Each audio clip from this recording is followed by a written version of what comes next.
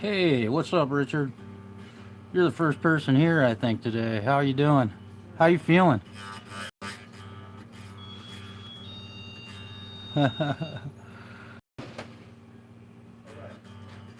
Hey, hello. I did a broadcast a while back on setting up a nut, and I got a lot of interest in it. Oh, sore throat. Okay, okay. Yeah, man. People still catch a common cold, man. It happens. Uh, uh, Definitely. Boy, and I just got sent a whole bunch of cough lozenges and all sorts of stuff, and I didn't even have a sore throat, bro. Let me point this at my face so y'all can see my ugly. Hey, yeah. Um, we don't have to talk about the dreaded destruction of the world. Man, we're still paying for that. But I hope that everything is okay. Keep an eye on how you're feeling. I didn't get the sore throat or anything. I just got the physical blast, man. It was brutal. Um, so, what I'm doing today is reworking a nut on a 1965 Fender Mustang, and just kind of that has been done on this instrument. I have repaired electronics. We'll give you a good look at the beautiful old guitar. And it's definitely a 65. All the numbers match, and on the end guitar, all of the electronics were period correct. The fabric wiring, of which I had to replace some because it's so brittle that the wires were just breaking, and I fabric wire to keep it looking time period appropriate. You can tell that the wiring has been replaced just because the old wiring is all dirty and nasty looking. Uh, and the new wiring is obviously a little bit cleaner, and the solder joints, you can see where things have been soldered. Had a couple of, unfortunately, some solder joints came undone, and wire broke. The switches were really bad, and so I've cleaned those. Ended up having to take the switches completely apart. So everything, the full setup has been done on this instrument with respect to the neck relief, the string action down here, intonation, all of it's been done.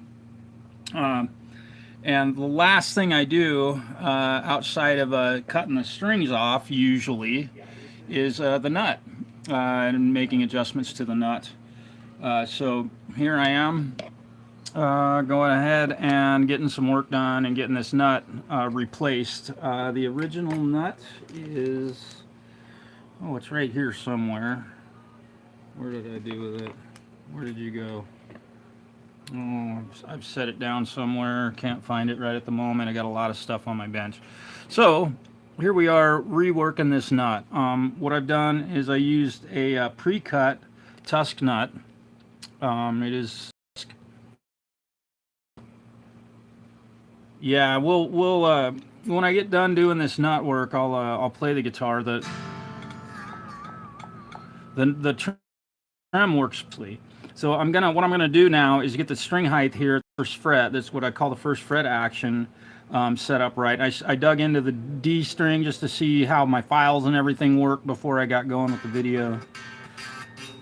And you can hear how it mutes the string. So we're making 16 thousandths of an inch right here, meaning you push down 16 thousandths of an inch and the string makes contact with the first fret, which keeps the intonation really extremely close, so that your note here is actually a D sharp and not a D sharp sharp sharp D sharp, which really helps in tuning when you play an F chord or a C or something.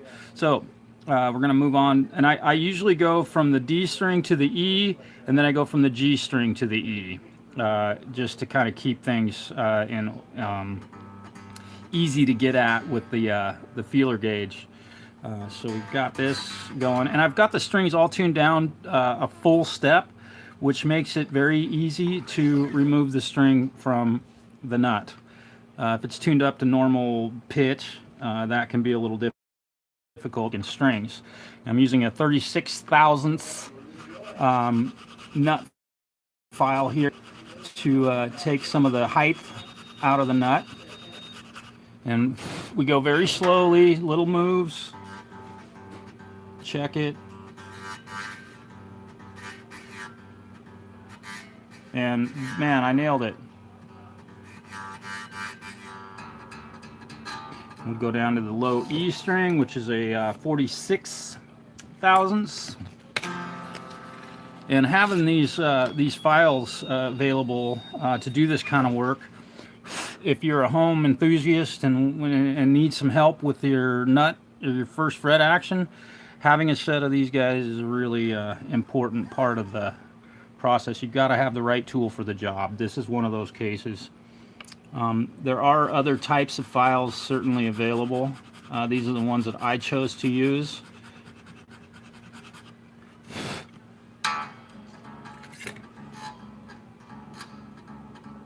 And check the height. You just go through this process on each string. It doesn't take a long time. Again, especially with a pre-cut nut. You can buy these from multiple different suppliers. These ones came from Philadelphia, or Luthier Supply, company I've done a lot of business with over the years.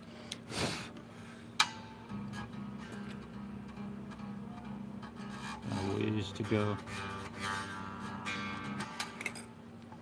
Little ways to go.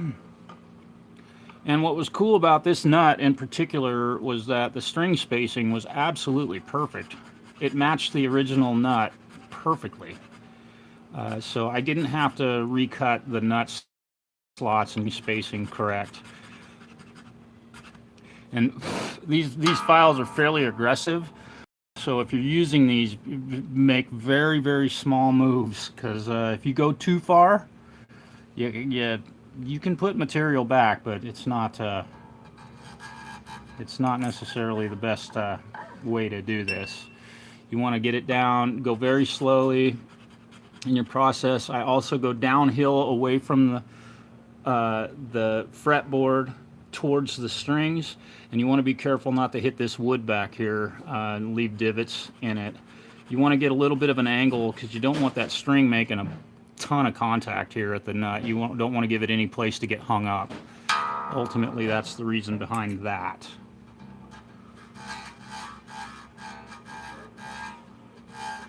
I'm going to give it one more little swipe here. 2 swipes. And those little moves like that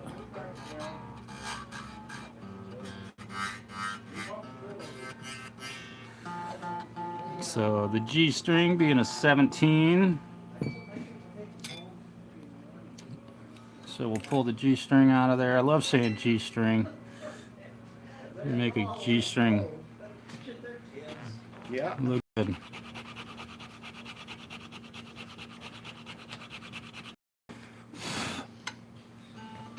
Again, slow moves, check your work. Get this going here. Appreciate y'all being here.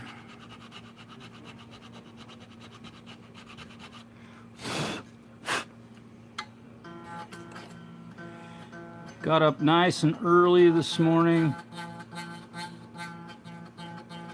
Got up nice and early and was mixing on another song. Still making music. I don't release a ton, but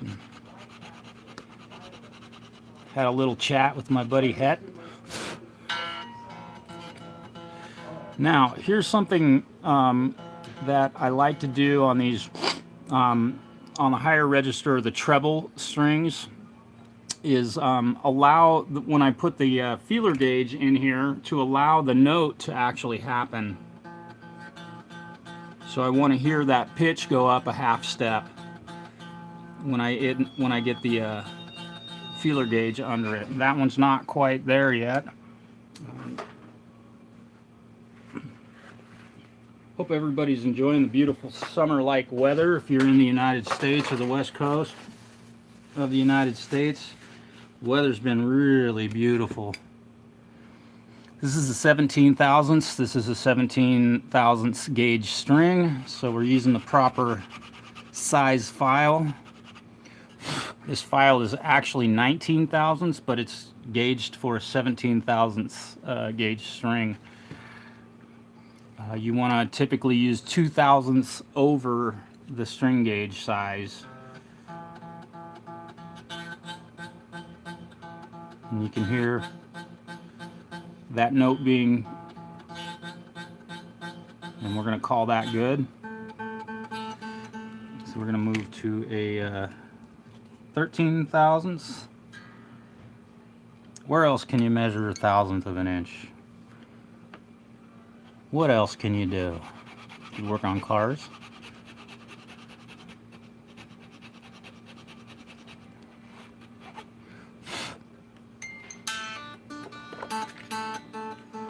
I know I'm not close enough, but I want to see where I'm at. And you'll notice that the string height is looking really good here. I'll probably take a little bit off of this side so that there's no pinch happening here.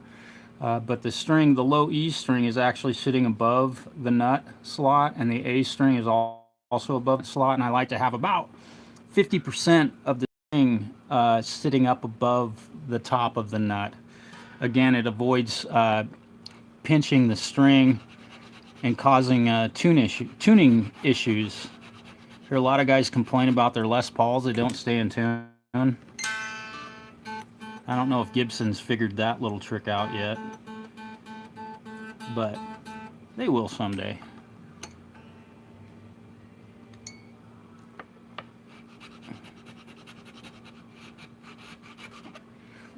Again, we want to make really small moves. And I'll spend a little more time on these higher strings because the tolerances here are so small. You know, I just do not want to go too far.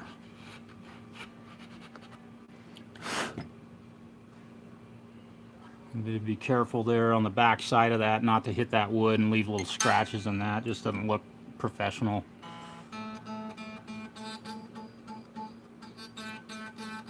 Still got a little bit to go on that. As you can see, kind of back and forth. Little teeny moves.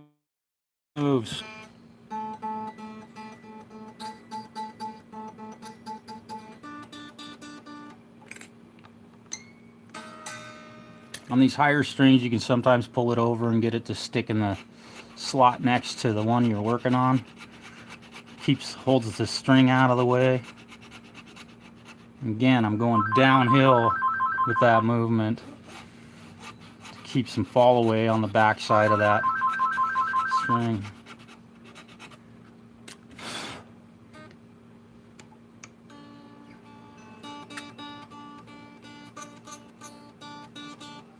Getting close, getting close. Almost got real lucky on that one, I think.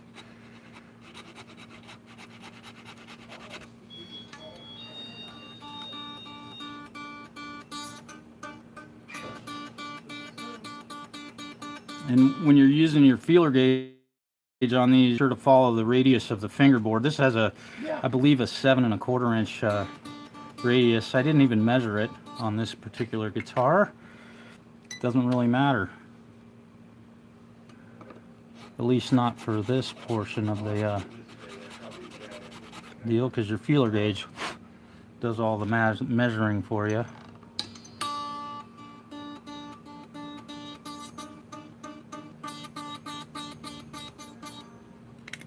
Just a touch more. Make sure the right.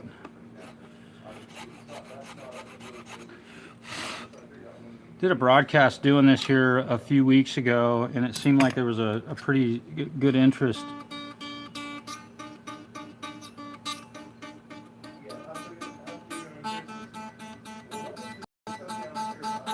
Go a little bit more on the 13. You got to go back after you check your stuff.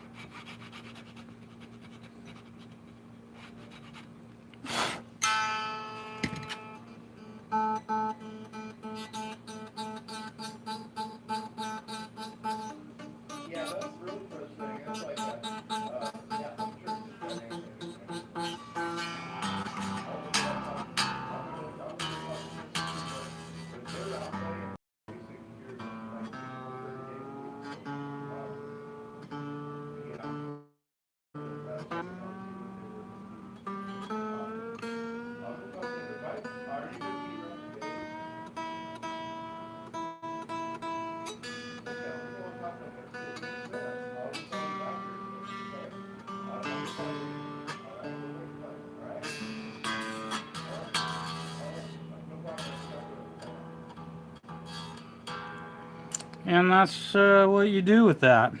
Now we've got the strings all in here, but we've got these nut slots over on this side that are way too deep, in my humble opinion. So what I'm gonna do, tune it up to pitch, making sure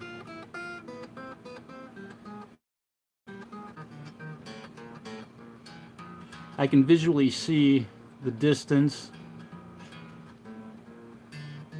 I'm pushing each string down. And see that I've got a very even flow to the neck radius, across the radius of the neck, and that each string I'm pushing down virtually an identical distance. The higher strings, I can get them a little closer due to the diameter. The strings are not going to make contact with that first fret, so we know we're safe. Now that I've got that done, let me get, hopefully this is in focus here. Now what I'm going to do is get these higher register strings out of the way. I like to tune it up to pitch and just check everything real quick. Sometimes we've got to do a lot of stuff twice, and we'll use the greatest, most awesome tool in the history of guitar repair. Yep, popsicle stick. You guessed it. That is one of the most amazing tools ever for working on guitars. I'm going to go ahead and pull all 6 strings out of the nut at this point, because my D string is a little deep also, so we want to take some of the top off of the nut so that that D string isn't getting pinched in the nut slots. Not that it would, because my files are gauged correctly, but why not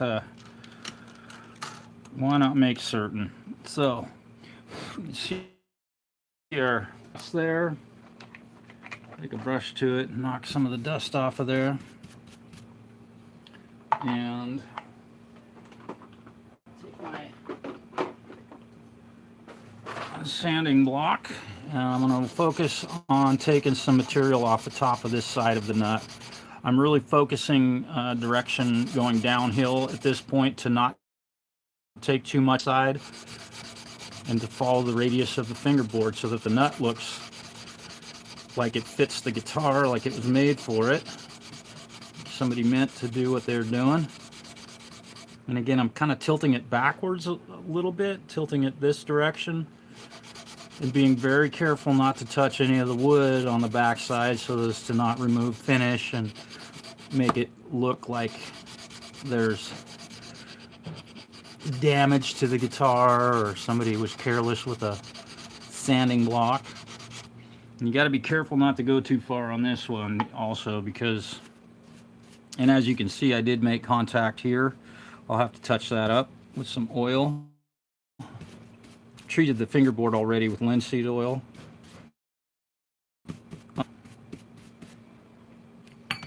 And we got some more room here to go, so we're going to take some more off. Now, the work that I've done prior to starting this video was pretty extensive. Not expensive, extensive. A little getting the nut to fit perfectly on the side so that you can't feel it. All of that sort of stuff. There's a lot of sanding and filing.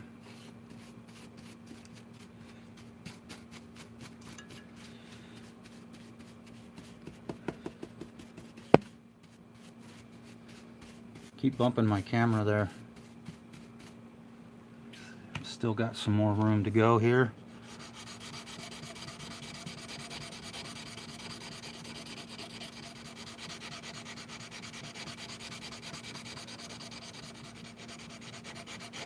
Take a little bit off the bass strings, but not much.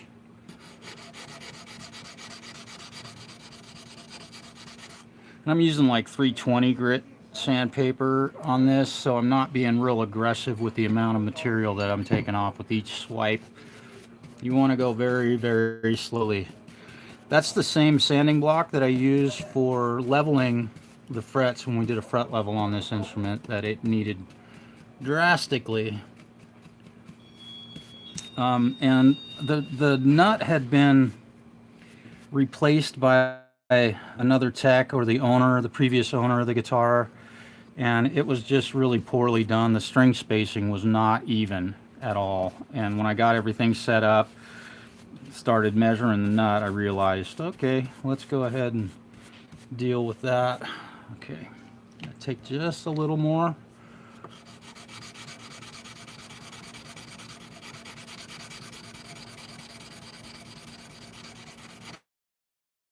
I'm gonna flip my sanding block around, be a little more aggressive here.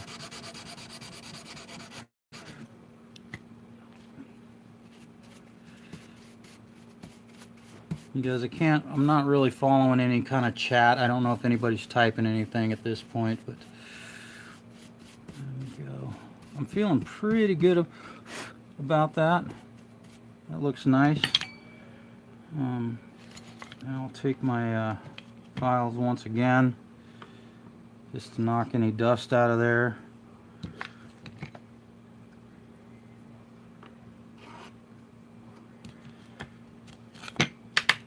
Come here.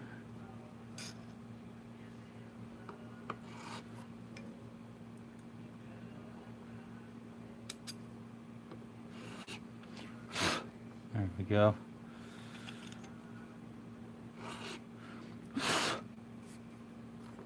I'm not actually removing any material by doing that. I'm just knocking any of the dust that might remain out of that slot. And at this point, the nut is very well done. It looks great.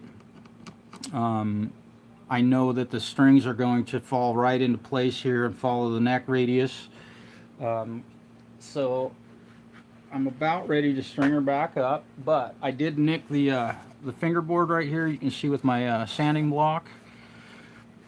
So what I'm gonna do to make that vanish, take a little drop of linseed oil, or a big drop. That's like 10 times as much as I needed to use, and put some of that on there. Basically make that go away. In fact, I can still see that pretty well. So here's what we'll do. Where's my, here we go. I'll grab a razor blade. I'm not going to remove any material with this. I'm just going to make that scratch in the fingerboard disappear. You're getting to see me make a little mistake and solve it.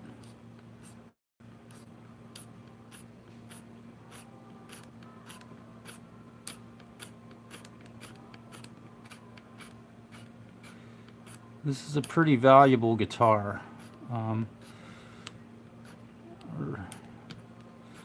So I want everything to look hopefully better than the day it was made, and if not, equal to. This is a 65. It was still back when Leo owned Fender, unless I'm incorrect in my math. I think CBS bought it in 66, if I'm not mistaken. Could be. Anybody know? When did CBS purchase Fender?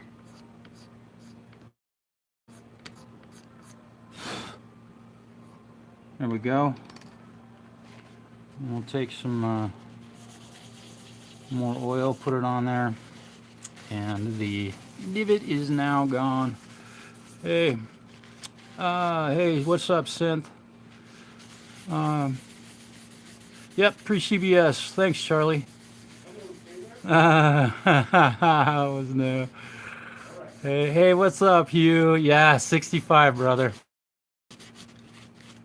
And I've done all the major setup work on it. This was purchased by a guy, a very good friend of mine, who is a remarkable guitarist, bass player, drummer, plays in multiple bands. When jazz cats come into town, they call him to sit in with them. He can basically sight read music. Fantastic guitar player. And one thing I will say about him is that he almost never uses distortion on his guitar, which is all due respect, man. I mean, you'll almost never hear gain on his guitar sounds because he doesn't play that style of music. Certainly no heavy metal. I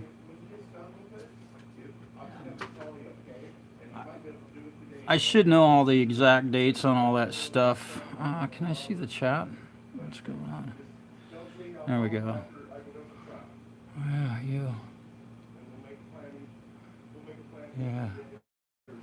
Nothing pretty about synth. Thanks for being here, you guys. I really appreciate you all hanging with me for a little bit. So, ultimately, what you've just watched me do was basically the last steps of having this guitar done. However, I am going... You probably can't hear me talking right at the moment. I'm going... Give me a second. I gotta find it. Where's my stuff?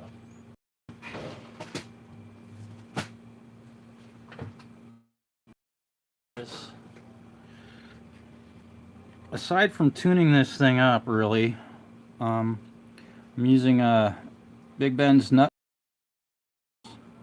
I'm gonna go ahead and lube the nut. It just tiny amounts of this, and in this warm weather, it becomes a bit runny. It takes tiny little bit of this stuff to really make a lube up the nut slots really well. Look at that, the D string went right where it was supposed to go. That almost never happens.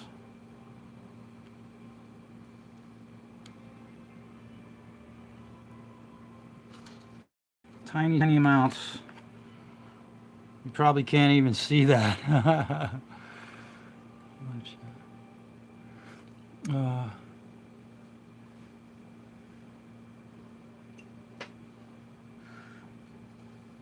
Okay, and then I usually try and put the nut sauce at the very front edge of all the nut slots, so that as I tune the guitar up, it pulls the lubricant through the slot to kind of fully fill that slot with nut sauce. So I've got a snark tuner on this thing. You can probably, it's kind of dim. Let me change the battery in that real quick. How often do you have to change a battery in your snark tuner? Quite often. A new one. This thing's really dim.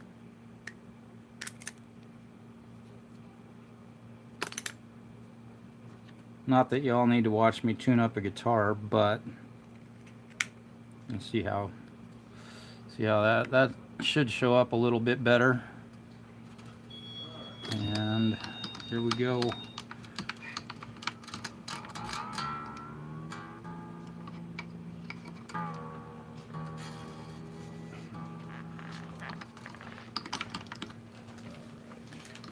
What's happening, Stu? Oh, just doing some buttoning up some loose ends. Yeah. You know how that goes.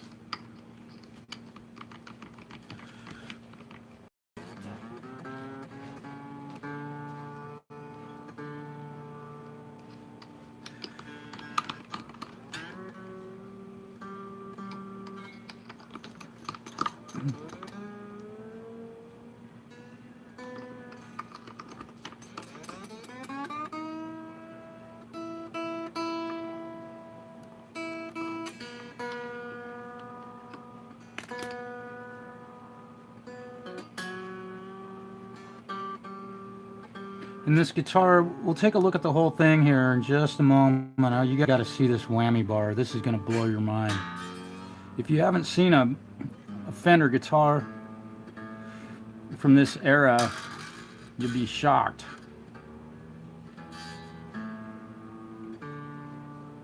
So I'm having to tune it a few times to get everything, all the tension balanced against the springs and the... All right, so we're we're basically tuned up now. I'm gonna move my camera over here. Hello, Peterson. Yeah, I usually do. I did intonate this thing, but when I'm just sitting here, it's kind of convenient to have that snart tuner right there at the machine heads. I do own a. Where are you? I used it this morning. Oh, here it is. And it's still plugged in fact. That's the Peterson tuner that I use. I don't have one of the old school tube ones. I would love to get one and restore it. There's a lot of them sitting on shelves that they're out of specs. Is one off, dude. Yep. Yeah. Stu, do you or Hugh, do you use this type of Peterson, or do you have an old rack type one that sits on the shelf? Just curious. And Charlie, same for you. What version of the Peterson? Yep. Charlie, that's exactly what happened on this one. I had to repair. Actually, I ended up having to disassemble the. Cool. Yeah, these are fantastic. They're the best tuners, in my opinion. Forgive me if you're offended if I say that. I won't apologize. Just forgive me if my opinion. Yep, they are fantastic. Oh, yeah, okay. Yeah. And I've seen those, man. Those are great. I haven't bought one yet. We sell snarks here at the shop. So these are the ones that I use. I'm gonna just, when you have a guitar laying down, Michael, hello, welcome, man. When you have a guitar laying flat on a table and you tune it up, the moment you pick it up and put it in playing position, everything changes. Yeah, exactly, Charlie. And mine also has a microphone input that I use mine for tuning pianos. And for acoustic guitars. So, wow, this feels so much better than it did less than an hour ago.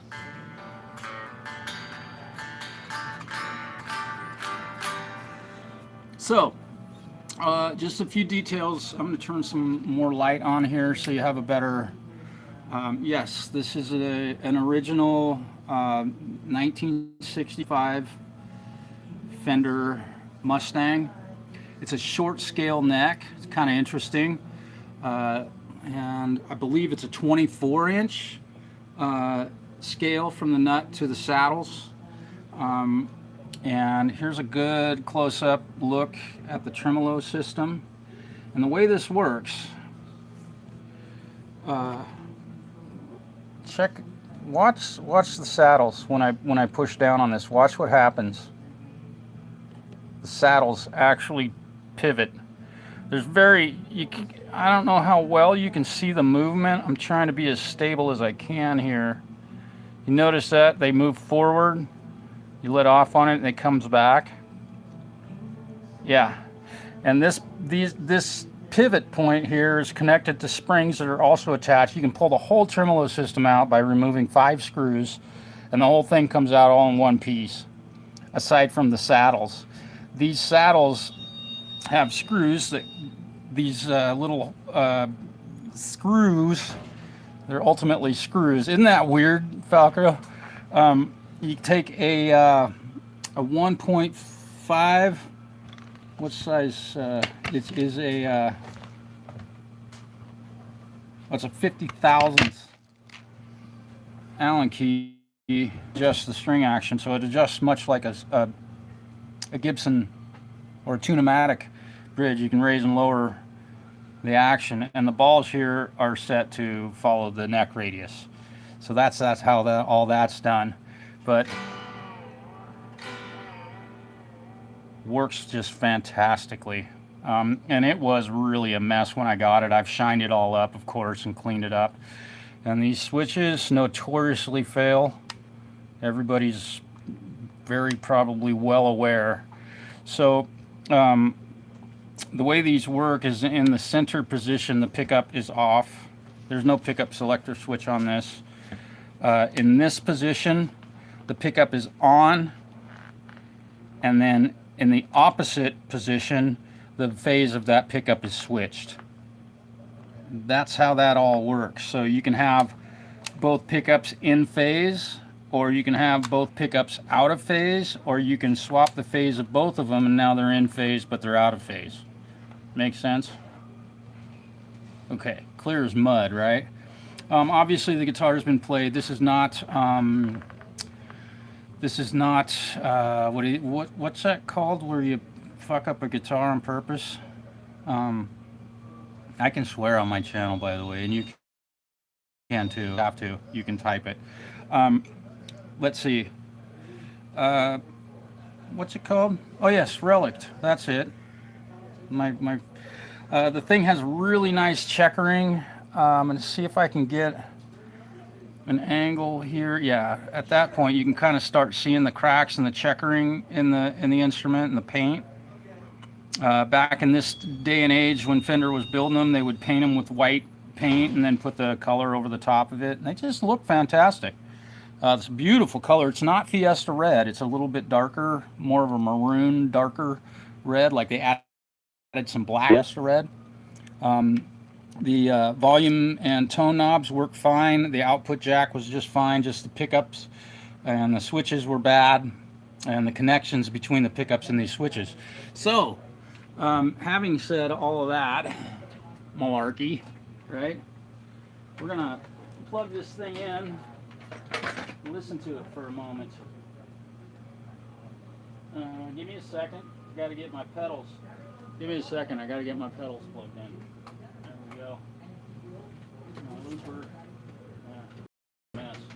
I need to clean up my pedal board. All right. Let's do this. Bring it up above. Yeah, man. And I've got the old Nashville amp that I did a restore on. I just haven't gotten it set up to play through it yet. Got to make some room on my bench. It's a little bit bigger amp than the little toy. The amp that I'm using here is what is it? It's called an SP10. It's this little solid state amp that somebody threw away.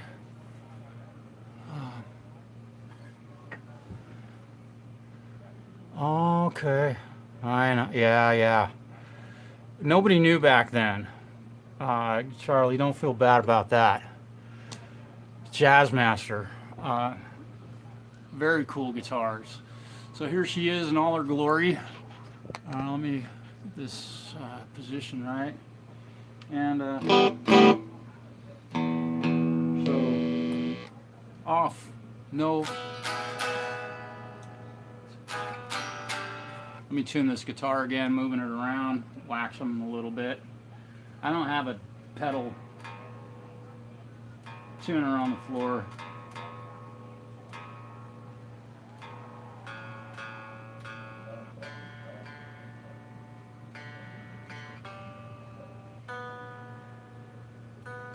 And one other thing that I haven't done, I need to give these strings a good little tug here after doing all that work on the nut,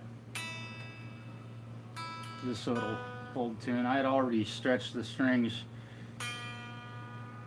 but as we all know, you loosen the machine heads and all your stretch work.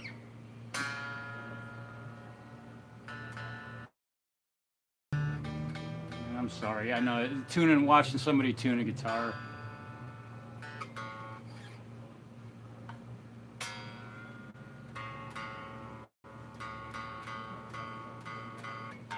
Fortunately, I'm pretty quick at it.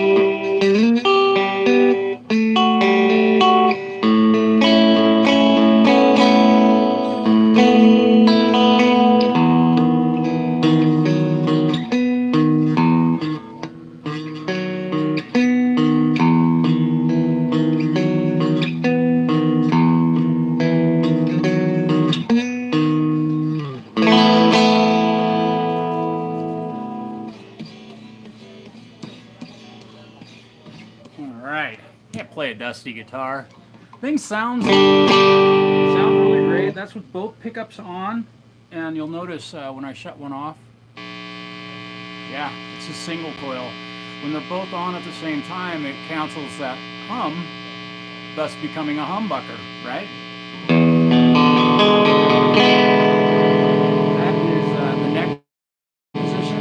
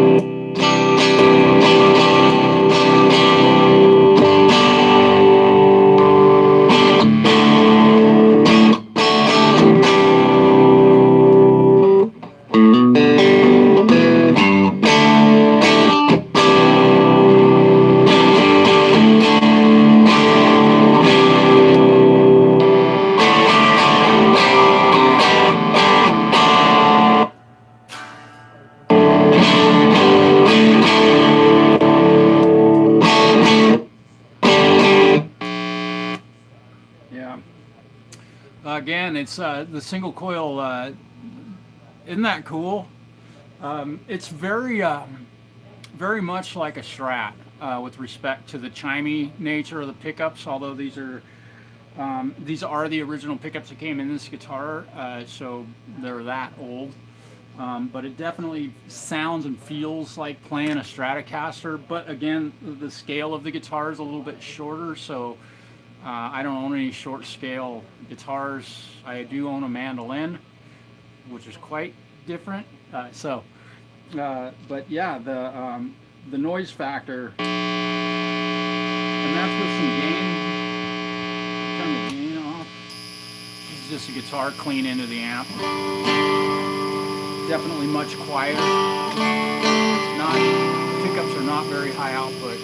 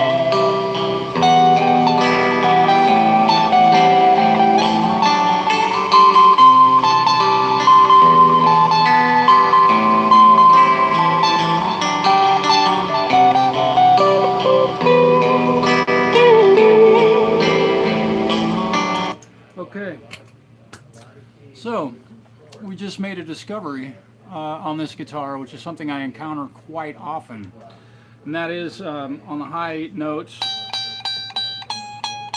we're starting to fret out.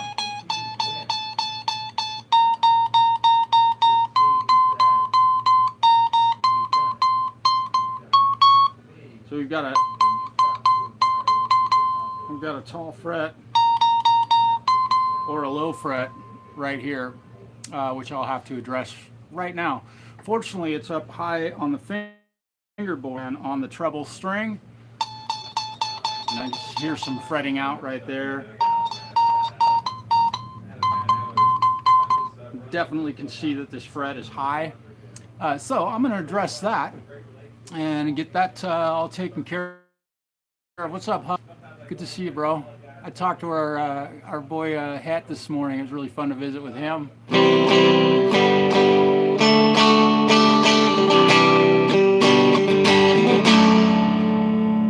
Aside from that fretting out up at the top end of the fingerboard, the thing is in really fabulous shape. I really hadn't given it a full play, so you're getting to watch me play it for the first time. So I got to get back to it, get that problem solved, and just thought I'd show you a little bit about the nutwork and this beautiful 1965 Fender Mustang. Very cool guitar. The dude's gonna love it. So thank you all for being here. I'm gonna head out. I appreciate you guys being here. Hit the like button. If you're not subscribed, you're not able to comment. So I know. So have a great day, everybody. I got a lot of work left to do. Peace, y'all. Now, how do I turn this off? Help.